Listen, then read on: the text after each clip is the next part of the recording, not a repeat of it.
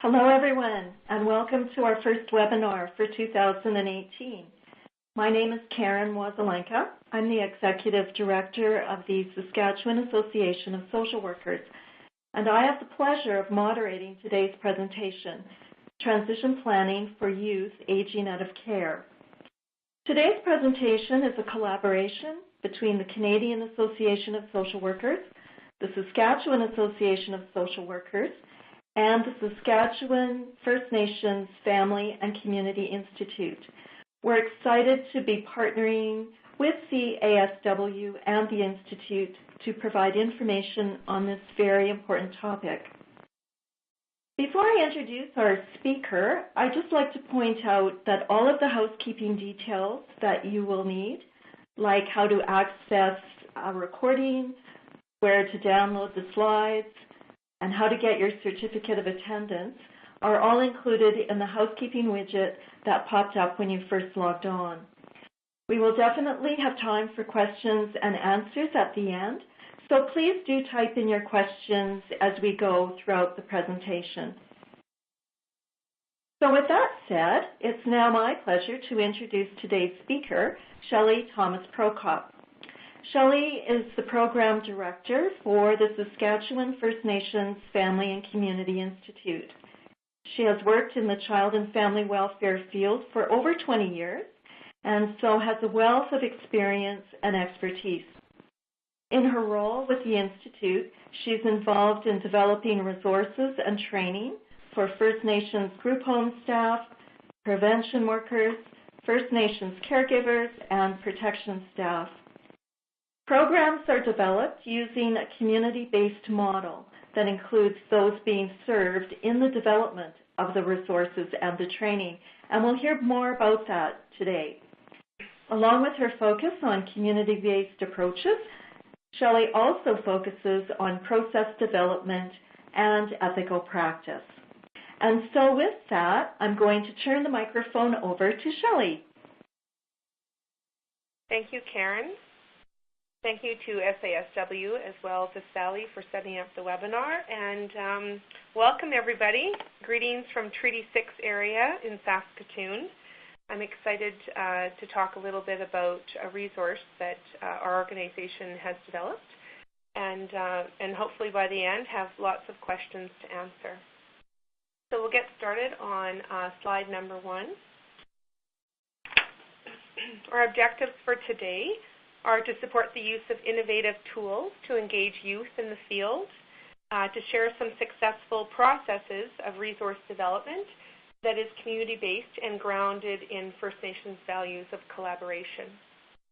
We also want to provide a little bit of training on 3 different resources. It's all the same resource, but in 3 different looks. One's the binder, one's the website, and then the third is the app. And of course, our goal from the very beginning was to improve documentation and reporting using technology and our work with youth. Outline for today is to tell you a little bit about who I work for, SENFCI, the development of the resource process. Then I'll chat a little bit about each of the resources, 1, 2, and 3. Talk a little bit about worker analytics. Some of the practice challenges that we've come across in the implementation, and then, of course, a Q&A. First of all, who we serve at Saskatchewan First Nations Family and Community Institute is 74 First Nations. Right now in Saskatchewan, there's approximately 1.2 million people, and 15.5% of those are Aboriginal people. We look at the statistics from the Ministry of Social Services, and it appears that over 80% of the kids in care are Aboriginal. So when our organization is thinking of, how can we help people work with our people, we think of those numbers. Now, our organization opened in 2008, and we have a board, and our board is made up of 6 Child and Family Service Executive Directors, as well as representatives from HR, finance, and a lawyer. Our core business really is research, training, doing work in standards, as well as having people come together and work together on different projects. The mission of our organization is to be the leading, innovative, sustainable, holistic center of research and professional learning to organizations serving children, youth, and families. Our mission statement is to build capacity within organizations serving children, youth, and families based on First Nations values. And you'll see that demonstrated when we talk about the Youth Transitions resource. The 7 values that we work towards all the time are respect, love, bravery, wisdom, humility, honesty, and truth. And you'll often see those values associated with First Nations people and organizations. So an example of honesty in the work we do is accepting that we have a requirement to be transparent and accountable to our members, our communities, our funders, and our stakeholders, and to each other.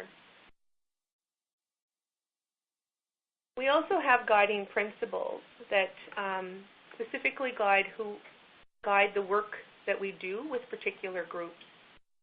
So you can see from the list there's elders, youth, community, members, and other organizations, First Nations government, professional organizations, employees, the environment, and funders. So an example of community, of how do we work with community? Well, our guiding principle is to increase the capacity of service organizations to improve the lives of First Nations on and off reserve. So that just gives you a bit of an idea of what that looks like. Now, in any kind of resource that we develop here at the Institute, we like to have a process. And you can see from this slide that there are 6 steps, and not all the time are those done sequentially. Sometimes we go back and forth, and it just depends with the group that we're working with and the projects that we're doing. But you can see that culture is in the middle of all that we do, and that's because we do represent our 5 groups, our 5 First Nations groups in Saskatchewan. Now, how this particular resource was developed was research was showing that there wasn't a lot of work being done with youth that were aging out of care in our communities. So the frontline workers were talking to us and saying, we need something to support that work that we're doing. So we got a group of people together and we talked about the current provincial policy, what were the requirements there, and what kind of direction did the policy give us. And it was determined that a resource was needed with some kind of curriculum that would assist a worker in bringing a youth through a number of information sessions or sharing of information through conversations about aging out of care. So we got a group, a working group together, which is very common here at the Institute as our community-based model suggests. And we had an elder, a youth, we had caregivers, we had frontline service workers, we had a representative from the Ministry of Social Services, and we also had an INAC rep. We did a knowledge and literature review on the current resources out there for youth aging out of care. We discussed multiple times with using a focus group approach. We discussed with different youth in the field around the province, youth that were in care, youth that were in care, youth that were in certain areas in Saskatchewan where there was a high rate of Aboriginal youth going, say, to a high school. We would contact the high school and see if we could get a youth group together to discuss, what do they need when they're aging out of care. So we took all this information and we developed an outline. And that outline was very helpful in understanding what youth needed. Now we need to determine how to share that kind of information with them. So then a framework was developed, and there are some really good resources coming out of Alberta as well as the Casey Foundation that helped us ground some of that information in developing the curriculum. The group knew that they wanted something that followed policy, but also it was a flexible resource. It was culturally relevant to them because we have a lot of our youth leaving the rural areas and coming into the urban centers. They wanted something that they could understand and easily work through, but the workers wanted something that was a conversation, that it wasn't just a checkbox that said, here, you need to finish this, this, and this, and after you finish these 10 items, you're now qualified to, exit care. It wasn't the intention at the beginning, and it continues to be that this is a youth-led resource that concentrates on having conversations with youth about where they want to go and what they may need when they leave care.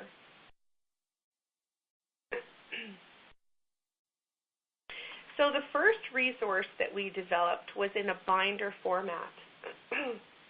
And the binder is a couple of hundred pages. It had glossy tabs, and it had 8 sections. So you can see it was housing, wellness, education, finance, relationships, communications, employment, and knowing your rights in the law. So these were all areas that were identified as information needing to know as you transition out of care. But as we went through the development, the workers and the youth identified that there's got to be a way to assess what a youth already knows in these areas. So a 2-page assessment tool is at the beginning of each of the sections, and I give a little bit of a clip here at the bottom right-hand part of the slide. And you can see at the top it says exceptional for E, A for assistance, G for good, and DK for don't know. This was helpful in a conversation with the youth about employment. He said, hey, Johnny, so have you thought about getting a job? Is that something that interests you? And if Johnny said, oh, I've already got a job, then Johnny's already identified that he's already gone down that road and knows a lot of information. So you might just validate what he already knows, which of course helps build his confidence, and then you might move to something else and say, well, what else would you like to talk about? And so this form, this assessment form, allows you to create a conversation, but also find out from Johnny, yeah, he knows how to get a social insurance number, or he knows how to fill out a job application. And so the middle column supports the worker to write down those pieces of information, which would be similar to a contact note. And if Johnny didn't know a lot about that, you could go to the third column, and then that would that living interdependently would then move you to another section of the binder that would be a resource guide for specific areas, like how to get your social insurance number, how to fill out a job application, all the how-tos. And then the worker and the youth could work together on talking about what needs to be done and then assisting the youth to get that work done. Now the worker could then use these pieces of paper from the binder as contact notes, but they could also photocopy it and give it to the youth to support them more as a reminder to, oh yeah, this is what we talked about.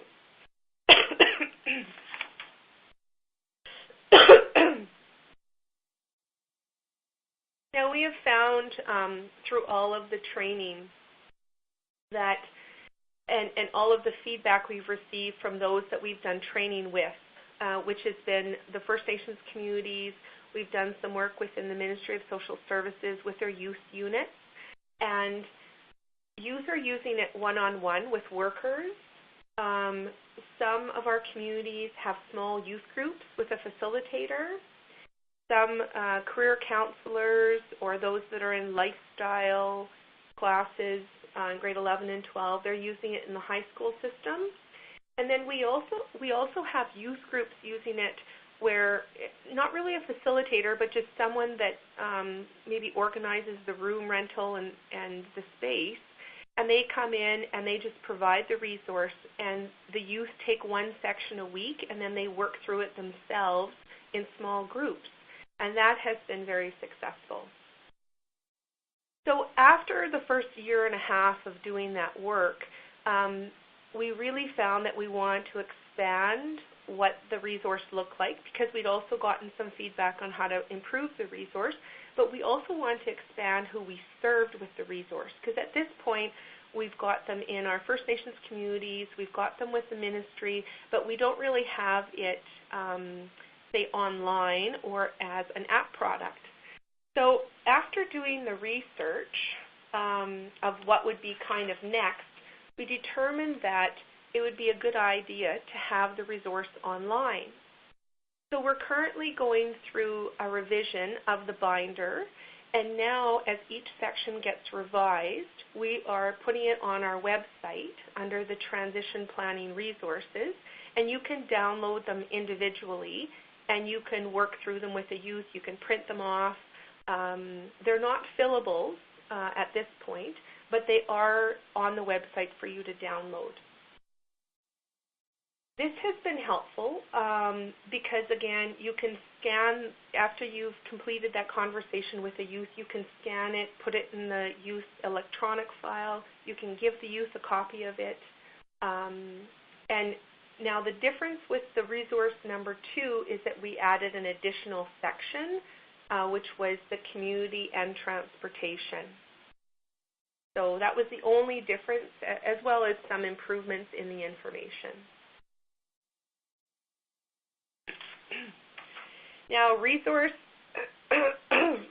number 3. Resource number 3 is the app.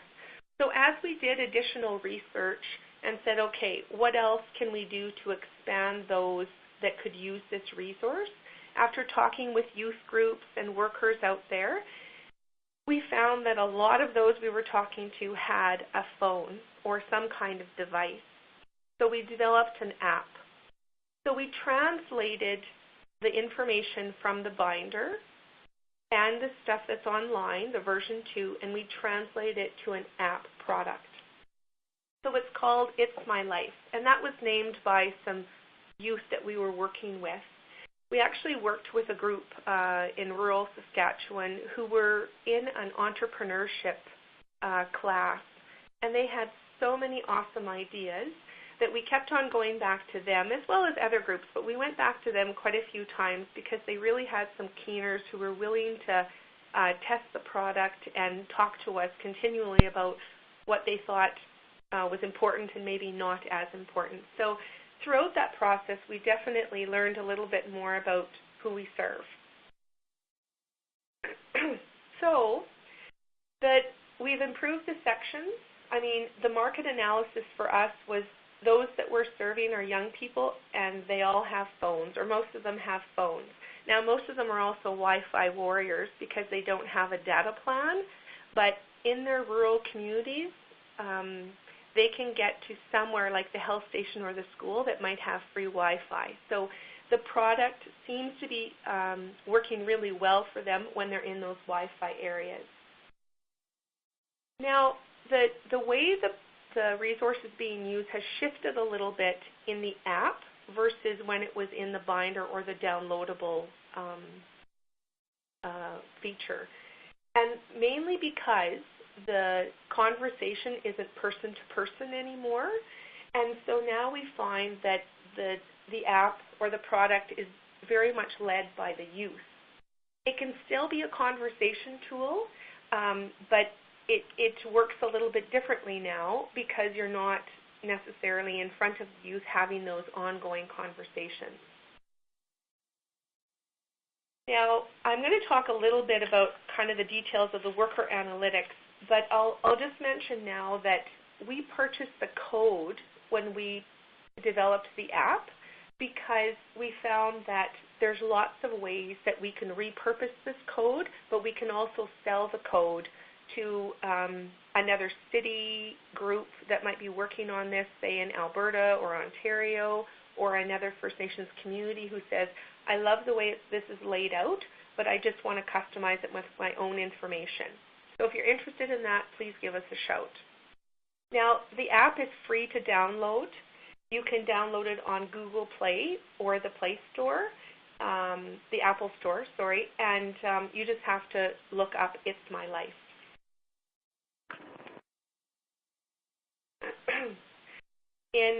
On this slide, you'll see that all 9 sections are being featured.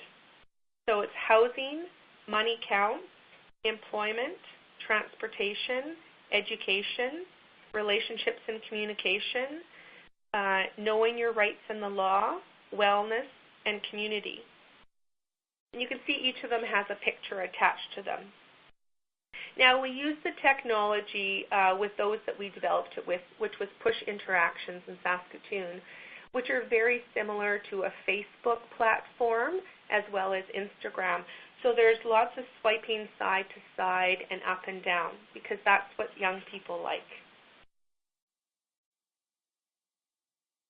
Now, the worker analytics. So I mentioned earlier that when we translated the information to an app product, the conversation is a little bit different between the worker and the youth. So there is an opportunity to still have that conversation. So for example, if I was a worker, I could invite, with permission, a number of youth to also sign up with me, and then I could see, with their permission, everything that they have done. Now, I don't see the detail or personal information, say if they filled out a job application, because there are mock job applications. There's lots of lists they can fill out or information that they can collect for themselves, which will be maintained on their device. But through worker analytics, it will allow the youth to send a message to the worker to say, here, I actually worked on 3 of the sections in housing. And then next time the worker and the youth have a conversation, the worker can still use that information to follow up and say, so is there anything else you want to know about housing that I can help you with? But within each of the sections of the app, we don't have the assessment section anymore. We just have a section that talks about goals. And that's important for the youth to just think about, hey, if I'm thinking about housing, what is my goal with housing? Is it to find a place to live? Is it to find out how to keep my place nice and clean? Is it to find out what a damage deposit means? So a lot of information is already embedded within the app. But those metrics are important because when we want to keep file data on what is Johnny doing, he's going to age out of care in 4 months. Has he thought about going to school? Is he thinking of getting his own place? The worker analytics will allow the translation or the transmission of information to say, Johnny's actually been up on the app, and these are all the sections that he looked through. Now, there's no way for us to say how long Johnny stayed in each of those sections, but it will send you a note to say, yeah, Johnny went through these sections. So at least you have an indication as a worker that this information is somehow being acknowledged by the youth.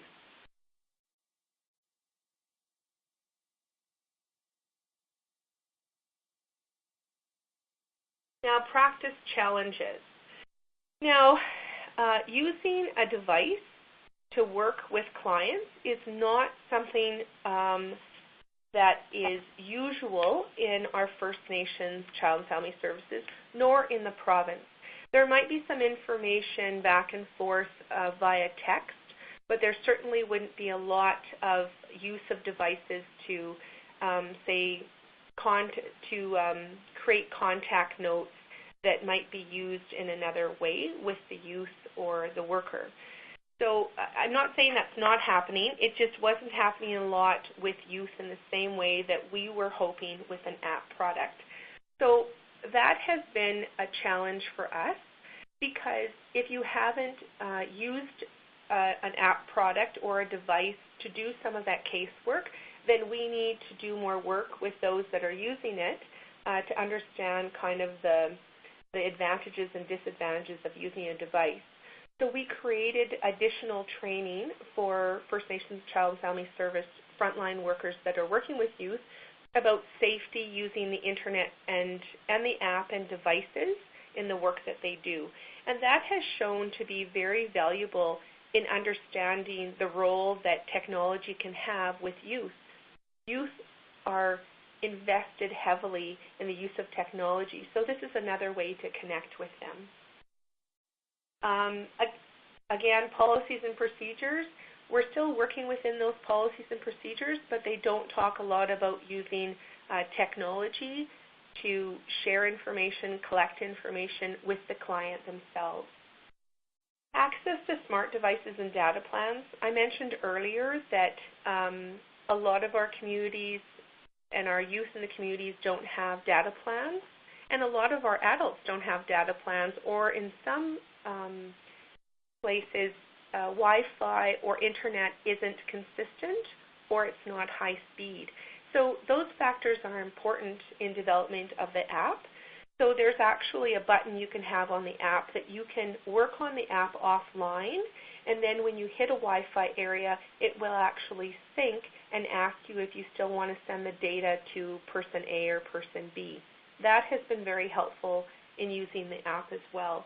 But getting the infrastructure developed so that everyone has access to free Wi-Fi or Wi-Fi in certain areas, that's a bigger fish to fry. So we're working on that as part of the work we do here as well. Then we also have change management, which is a little bit of technophobia and documentation. This app, the binder as well as the downloadable sections have definitely improved documentation because you're already having those conversations. And then I talked a little bit about training, capacity, and support. It's been a pretty exciting project and resource for us, mainly because we saw the need out there for a resource, and now that the resource is out there and being used consistently, we're getting lots of feedback on its success. And that's exciting for us to see, what something that started off as an idea can then develop into a resource and now become something that workers are using ongoing with the youth that they work with. So if you want more information on the app, please look at our website. It has quite a bit of information on the app, which is sfnfci.ca. If you want to purchase the code, please consider going onto our website and looking for my name and my email, and I'll try my best to get back to you on that. You can subscribe to our newsletter. It has a number of updates on the other resources that we're developing specifically for youth, but also for others that are working with children and families. And we have lots of free resources. I encourage you to go to the website and take a peek. Well, thank you. That was very quick, and I hope you all learned a little bit more about a resource that we're very proud of and very interested in more people learning more about and downloading for free and using. Thank you. Thanks so much for your excellent presentation, Shelley. And I'm sure that the audience is keen to get to some questions. For those of you out in the audience, please don't hesitate to send in some questions now. We have some that have come in, so we will get to them. But to start off, the first question that I have is, at what point would you start using this tool with youth? That's a really good question. When we were working with the youth and all those that are working with youth, that came up quite a bit on, do you start 6 months before? Do you start 8 months before? And there was no prescribed time to do this. It was more about the readiness of the youth, and for some people it was about age. So, if you're 6 months from aging out of care, that's probably a good idea.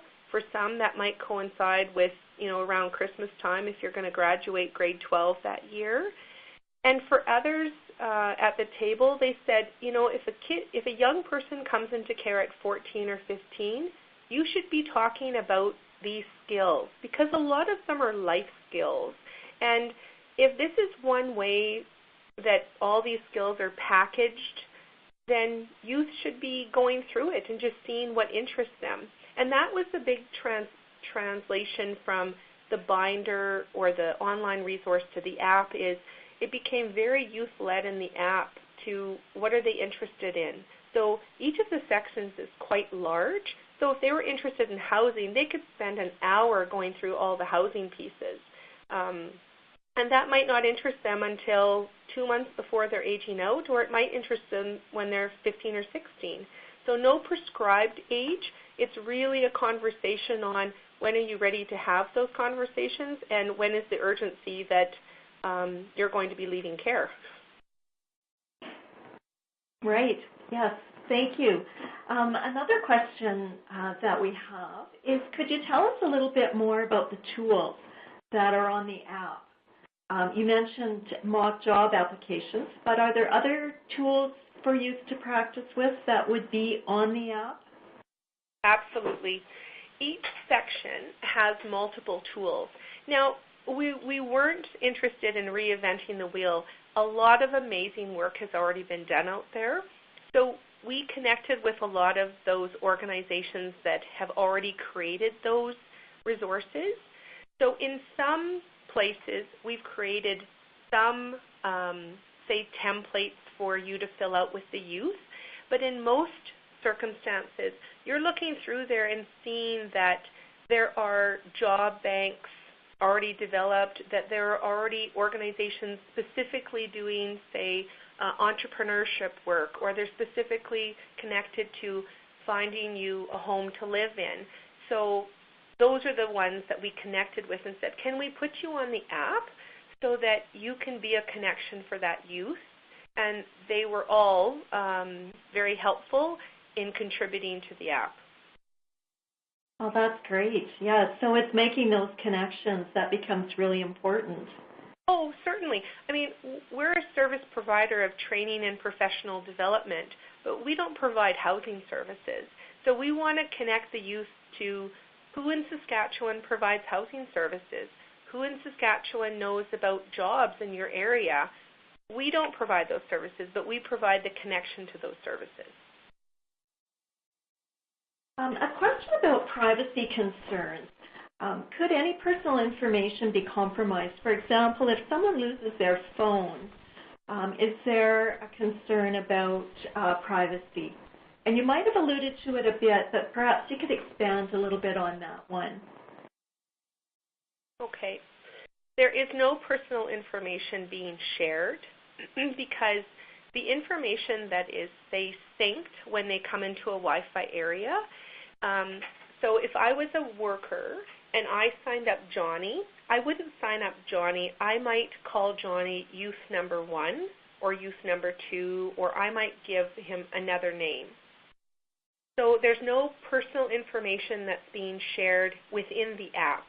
Now, if Johnny filled out a resume, let's say he took the template and he developed a resume using the template, he would have to save that and then send it separately via email or however to the worker or to whoever he wants to. But that information is not stored on the app because it's a template, so it's actually a separate document. We were very particular on that because with confidentiality being the utmost important in the work that we all do, we wanted to ensure that that was an easier one for us to work with, especially for the youth as well as the worker.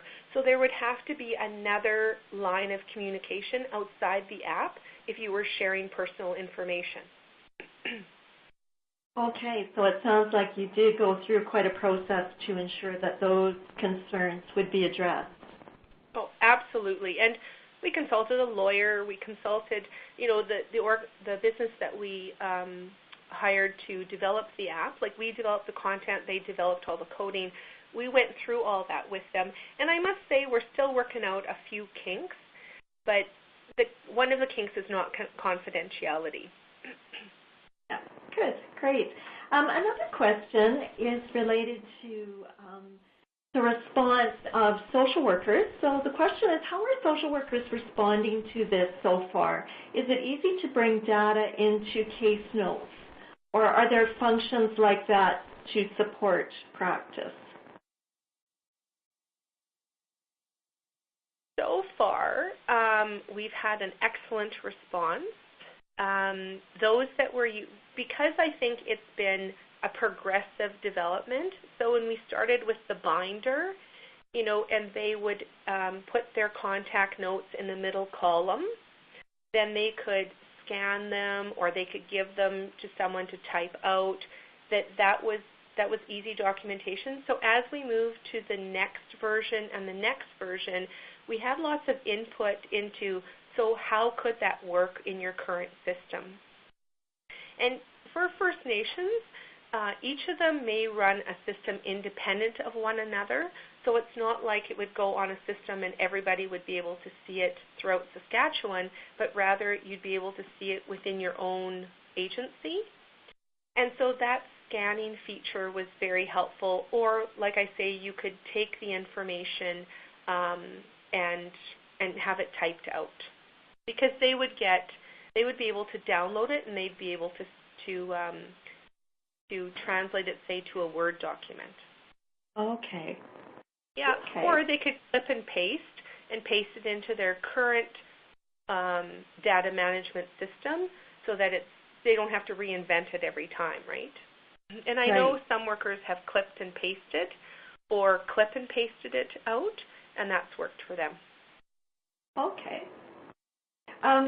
So another question about the app. When was it released? The app was released October 1st of this year. Okay. Mm-hmm. Okay, so it's fairly new. Do you have any idea how many youth are using it? Can you keep track of that kind of information? We do have analytics, but we don't have up-to-date analytics, because we changed, after we had brought it up to the store, we changed one little piece, and so our analytics aren't as clean as we'd like them to be at this point in time. That's going to take us a little bit more time to figure that out. This part is very new to us, because we're managing data, we're managing an app, but we're also managing those analytics. Now, just from the training that we've done and that we continue to do, we know that most of our First Nations that we've been to have downloaded the app and are using it. There are still many who are using the binder because of their access to Wi-Fi. So they may not be able to download, say, the sections from our website. So some people still like that binder format. Some people have moved to downloading online, and then others who have access to that high-speed internet or Wi-Fi have gone to the app feature. I'm sure it'll be interesting over time to kind of look at, kind of what is the complement of those using, kind of face-to-face interactions as opposed to the app, right? That would be interesting over time. We're very excited to hear or to look at the stats and say, okay, like, where are people downloading it from? Are they all from Saskatchewan? What parts of Saskatchewan? Are they youth? Are they adults? There's so much we're excited to see, and it is still very new on the stores, so we don't have all those details yet. Another question that's related to the staff who are using the technology, because it was youth-driven in development, has it been challenging for some of the staff to use the technology? Have you found that or not? Yeah, well, that's why we developed the training. Yeah. Youth don't need any training. They're so curious, and it's definitely part of the culture that they're growing up in, that they can use multiple apps without a lot of direction. And because we use the same kinds of features as, say, Facebook and Instagram, which are two of the popular ones out there, it's very simple for youth to, to swipe sideways, to swipe up and down. For workers, we found when we did our research that many of them had experience using a banking app or Facebook, but they hadn't had a lot of experiences using, one, a device, and two, an app to do their work with a client. So that's why we developed the training, because we felt that we have to somehow bridge the gap here, and it gives us an opportunity to better understand what more does a worker need or support in order to get to that place. Now, we're also doing research with the youth, because it's exciting to hear what their feedback is and how can we improve the work that we're doing. And so another piece that has come up in the last 6-7 months is that we have one slide on entrepreneurship with youth, but youth really are interested in more information using an app about youth entrepreneurship. So we've currently got a group of people together, including youth, who are working on that app. So we're seeing spin-offs of information. And as you go into the app, you'll see the housing section is, I think, 180 slides. Like, there's 14 different sections to go into, and each of those sections have almost their own section.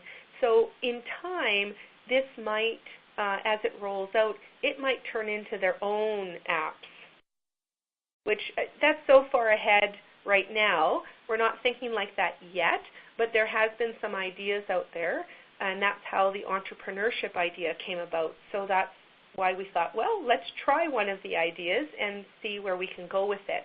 And there has been an excellent response.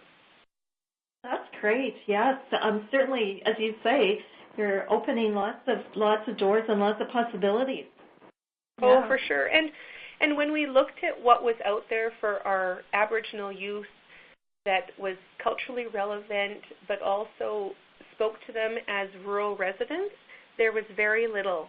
So that's what seems to speak to the youth when they use the app, is the understanding that they don't know everything that goes on in the city. They don't know about damage deposits. They don't know about having references.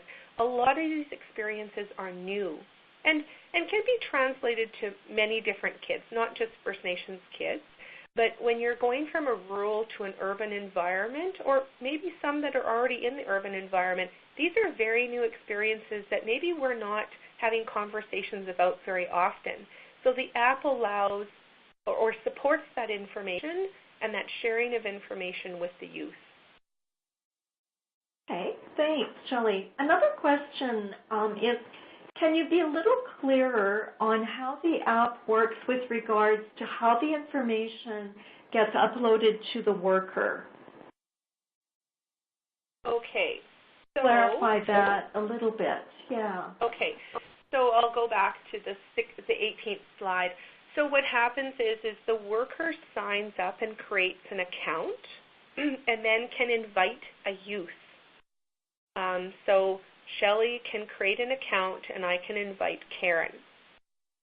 And then Karen signs up as well, and then we agree to share information. Now, this is only information that pertains to the app and within the app.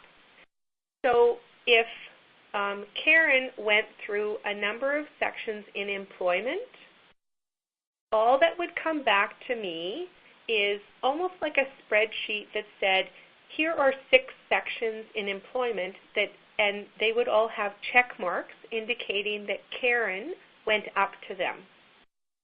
So that's what the worker would receive, almost like a chart or a spreadsheet, and it would be a check mark to say that you went up to those sections.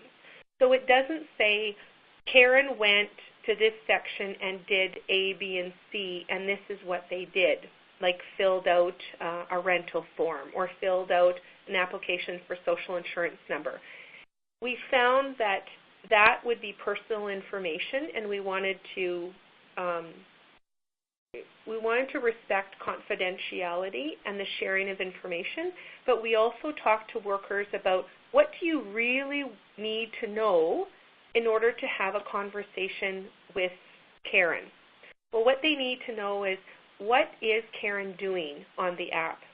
So that's why we provide the general information that says to Shelley, the worker, oh, look Karen has gone through 5 sections in housing, and these are the sections she went through. So again, continuing with that idea of that's what I can have a conversation with Karen about next time. So that's how we eliminate financial information, is just by providing a chart of the sections that you went to. Okay, so then it's not a total replacement for face-to-face discussions, right? Absolutely not. No, yeah. It was still clear from workers and youth that they want to have conversations. They want to have that validation that they're having, that they're thinking about this, that they have support to go forward with a decision. That was still very genuine. This is just another way to see what Karen is doing when she goes up onto the app and sharing information, but very, scratching the surface information. Now, maybe in time that will shift or further develop, but up to this point, we definitely have kept it to just a checkbox to say, yeah, Karen went through this section, Karen went through that section, and then me, Shelley, the worker, can say, Karen, I noticed that you went through finding a place to live or learning how to get a reference. Do you have any questions about that? Can I help you get a reference? Who do you think a good reference would be for you? Things like that. Okay. Another question that came in is, it's an interesting overlap between technology and the social work profession. What you've done here. Were you in touch, or did you connect with other regions or municipalities or jurisdictions as you developed the app and since it's been released? So when you were developing or since it's been released, have you connected with others who have perhaps done something similar? Okay, so when we did our lit review, and we do a literature and knowledge review by talking to people, because we notice that there's lots of great work being done out there, but it's maybe not on the web, or maybe the people we're talking to don't know about that.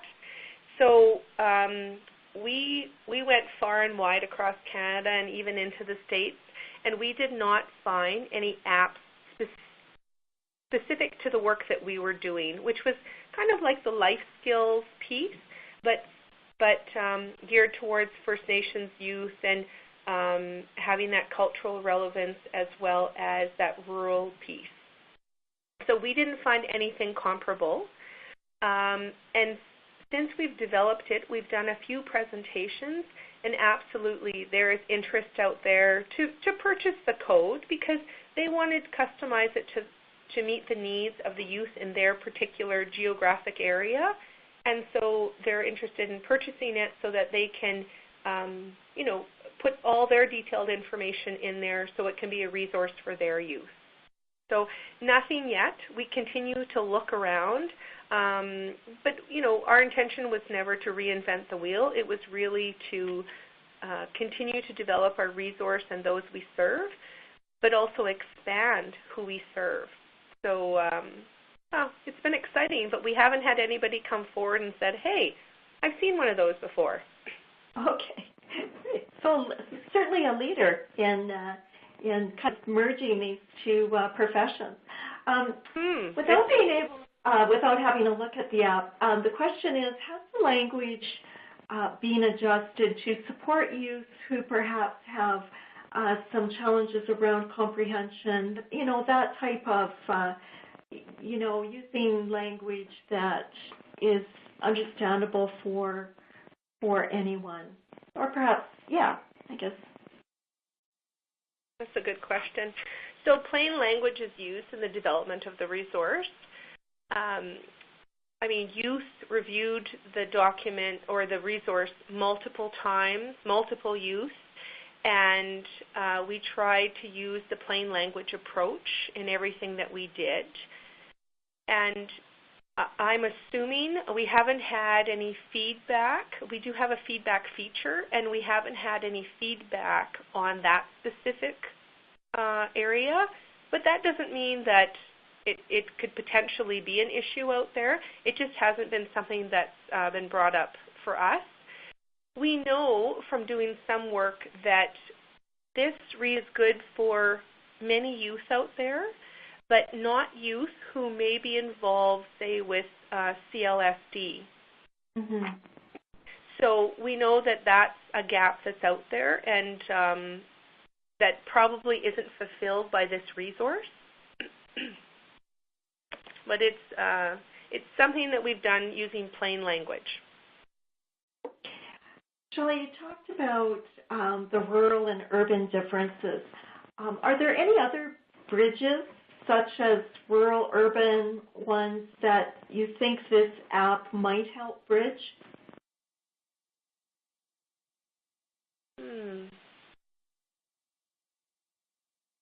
Yeah, it could be. Yeah, that's a good question. I'm sure there are bridges that are out there that it's helping with understanding.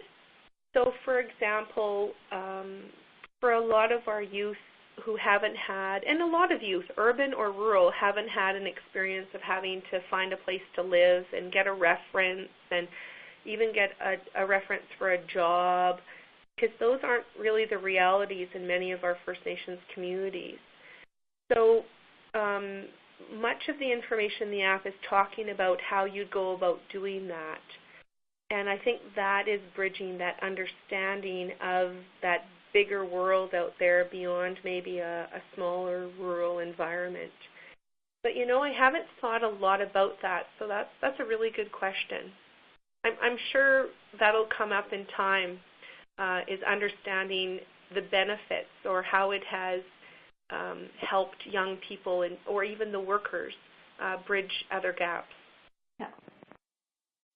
Another question that we have is whether there's any sections that address the needs of LGBTQ2S youth in terms of community and resources or sexual and physical health and housing.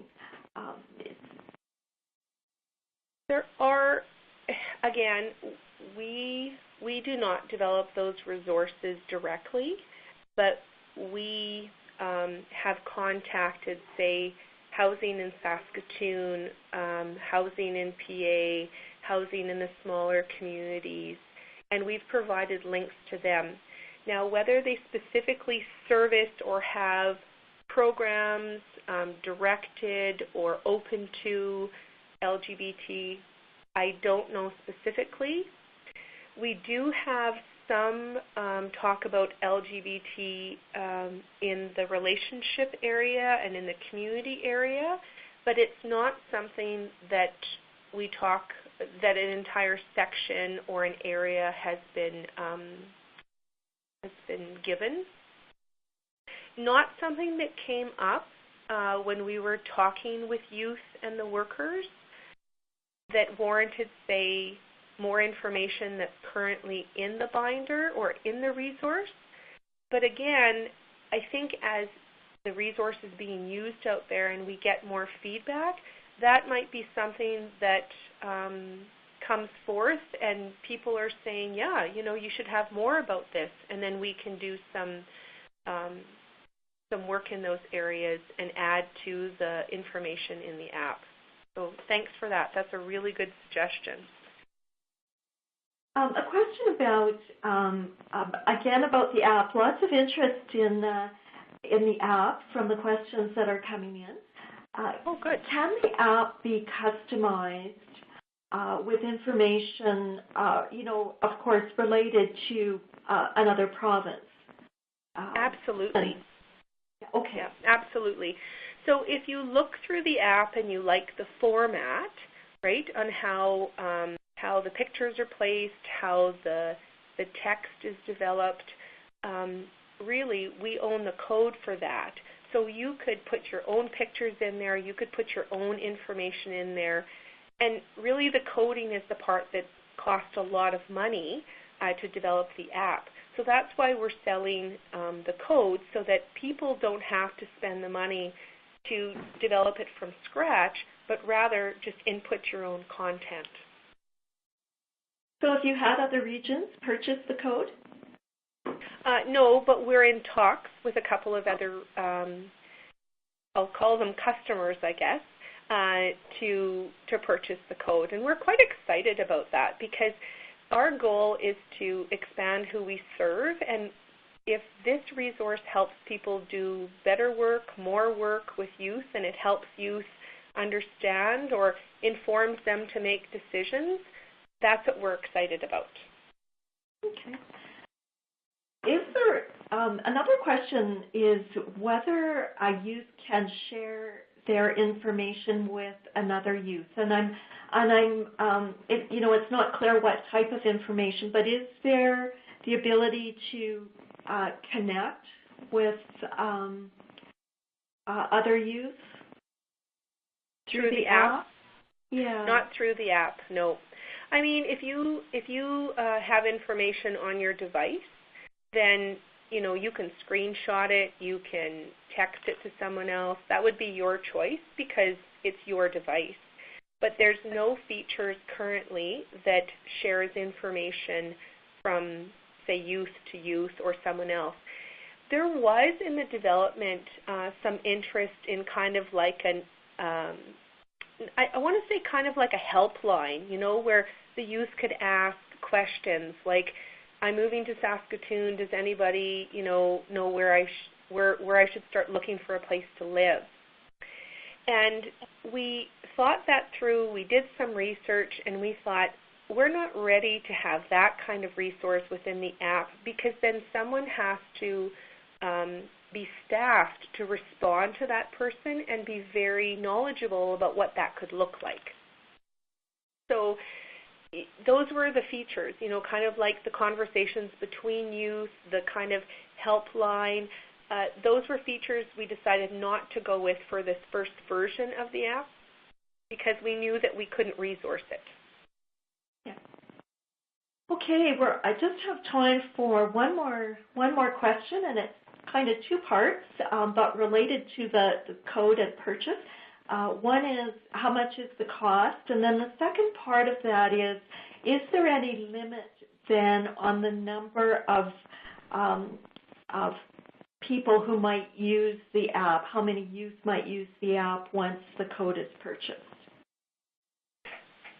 Sorry, I got your first question, and then you were in and out on your second question. Oh, I'm so sorry. Yep. How much is the code to purchase? Yep. And then is there a maximum usage, number of youth that could use it once it's purchased? Or is it, anyone can use it? Right. Okay. So how much is the code? It depends. There's a couple of different ways that you can purchase the code. So that would require a bigger conversation with our organization because there's a number of ways that you can purchase the code. The second part is anyone can use it. There's no maximum uses or maximum youth that can use it. There could be, just like any other app, there could be 100,000 downloads, and we could have 100,000 youth using it. And well, we don't distinguish in there about youth and work. You see, if you go up into the store, it'll say, 200,000 downloads. You as a user wouldn't be able to see who actually downloads, but us in our analytics may be able to see, that out of the 100,000, 75,000 were youth and 25,000 were workers or adults. So anyone can use it. There's no limit to that. And if they're interested in the code cost, they should give us a call or email us, and then we can discuss the different ways to purchase the code. And the reason that has a different price point is because it depends how much customization you want to have done on the code. That makes a big difference. Okay, well, thank you so much. There's some information on the webinar site with a link or information about your website, Shelley, for people to get a hold of you if they're interested in following up. So unfortunately, we're out of time, and I have to say another thank you, Shelley, for your excellent presentation and for sharing your wisdom and experience with us. And thank you also to the audience for your questions and attention. Take care, everyone, and have a great rest of the day. Bye for now.